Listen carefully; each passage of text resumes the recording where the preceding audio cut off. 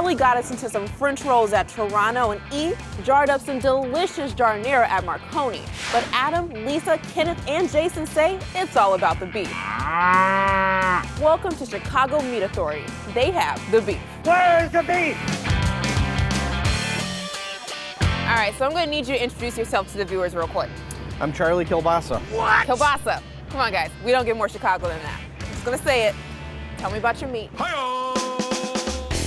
Chicago Meat's been around since 1990, owned by Jordan Dorfman. Beef, it's what's for dinner. We can process up to 3 million pounds a week of pork, chicken, beef, specializing in Italian beef manufacturers, which is why you guys are here today.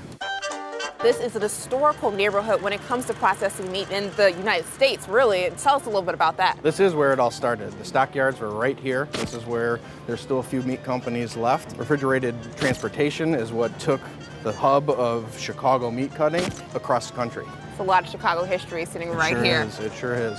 Where did the Italian beef get its start? Beef is a cheap Italian wedding food. The thinner you slice it, the more people you can feed. That turned into the sandwiches that we all know in Chicago. So why Chicago Meat Authority, Chicago's best? Well, you've got the guys that are making the sandwiches. They're artists, right? We have our artists too. Those butchers out there have been doing the same thing for 15, 20 years. They know exactly how to butcher, how to trim a piece of meat to get it to the next artist so they can do their thing. Well, I'm excited to see these artists at work, so let's suit up and get into that plant. Let's go see some meat. So meaty. Now we're back here where the very loud magic happens. What are we looking at? This is a choice top round that actually comes from the back end of the steer. And who do we got here? This is Sergio Uribe. He's the best butcher in the business. He's been with us 26 years. How many has he butchered in 26 years? Oh, millions of pounds. All right, now this is a little advanced for my first official show, so I'm happy with leaving all the hard work to Sergio here. Oh yeah, they don't even let me use a knife. He's the best. I think that's probably for the best of both of us. Exactly. Sergio, we gonna need you to back that thing up for us real quick. Let's get into it.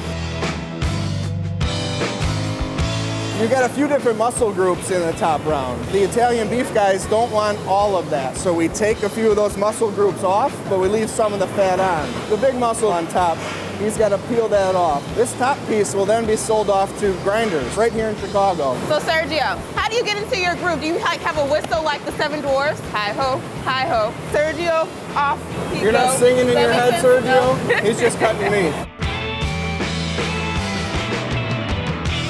What makes this top round the best for Italian beef?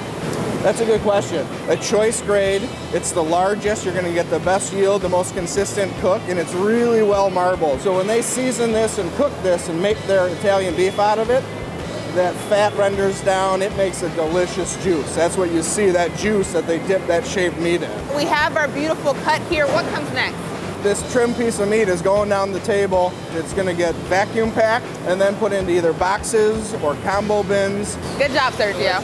Can we high five it out? Bam. I know you watch Chicago's Best all the time, and usually we do some food porn at this point. This is gonna be a little different, but roll it. So this is the final step. We're gonna load it on the truck so I can go load her up with the Italian beef. All right, Charlie, I'm ready to load them up. Let's go. No, no. At least I always got the Jeep Cherokee, guys. I got that.